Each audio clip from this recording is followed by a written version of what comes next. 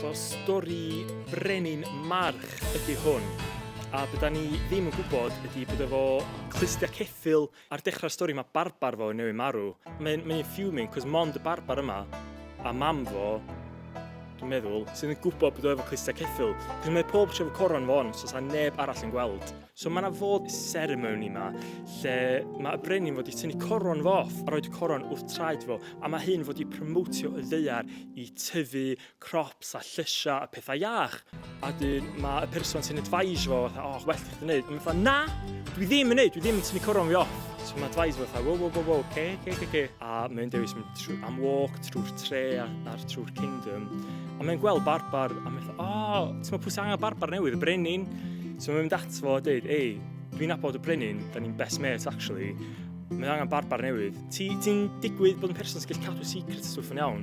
Mae'r barbar fatha, pam ti'n gofyn hynna fi? Ond yndw, dwi'n gallu cadw secret, ti'n rili da, dwi'n gallu torri gwallt yn rili dda hefyd. So mae'n fatha, happy days! Ti di'r castell a gyda'i job yn torri gwallt brenin. So mae'n mynd yna, mae'r brenin yn torri coron fo off, a mae'r barbar fatha, mate, ti fel clustia ceffyl? A mae'r brenin fatha, so chdi fydd barbar fi from now on, ond ti'n gorfod gaddo fi iawn, nid i ddim dweud wrth neb am clustia fi. Ond, fel mae'r wythnosa amser ymlaen, mae'r barbar yn dechrau cael anxiety yma, mae'n fatha, oh my god, dwi'n efo'r secrets yma fewn mi, a dwi angen deud rhyw, mae'n bron fod y barbar eisiau dod allan, a mae'r wizard yma, fatha pyr all unll, fatha, os ti'n whispero secrets chdi i'r llawr, i'r ddaear, ti'n cael o allan ohona chdi, ond ti'n deud wrth neb. So mae'n mynd wrth ymyl afon yma, a mae'n whispero i'r llawr, mae'r brenin efo clustia ceffyl. Ar y llaw arall, wan, mae'r ffrwytha a'r crops a stwff di stopio tyfu. So mae pobl yn y kingdom bod dda, brenin, ti angen neud y ceremony yma, ti angen tynnu coron chdi off a roed wrth traed chdi. No way. Ond wedyn mae'n cael y syniad amazing yma, be os dwi efo coron yma ar pen fi, ond fydde efo ail coron i roed wrth traed fi. Ond sgwrdd mae'n pres i wneud, so mae'n mynd rownd a hel pres gen y pobl yn y kingdom i wneud ail coron. A maen nhw obviously fuming, cos maen nhw'n fatha, efo un yn barod, faint o corons ti angen, a maen nhw'n roed pres y stwff. A mae'r ceremony yma yn big deal, okay? So maen nhw isio music, comedians, entertainers a stwff. So maen nhw'n dat boi yma sy'n chwarae pibell, a maen nhw'n gofyn fo, dwi'n clywed ti'n chwarae pibell, ti eisiau dod i'r thing yma chwarae pibell. A mae'n boi dda, sa'n amazing, sa'n a career break dwi angen, a mae'n mynd yr afon yma, a mae'n neud pibell brand new.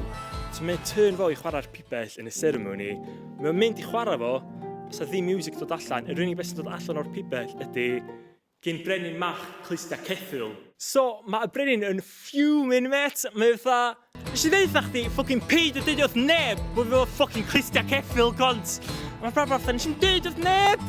A mae'r wizard ma'n dod nôl eto allan ein llaw, fatha, do, nes ti ddeud wrth y ddaear, a be ti ddim yn gwybod ydy pan nes ti ddeud wrth y ddaear, nath na bach tyfu yna, a allan o be nath tyfu, dyna nath y boi wneud y pibell, a dyna pan mae pibell yn deud, gyn y brenin clustia ceffyl.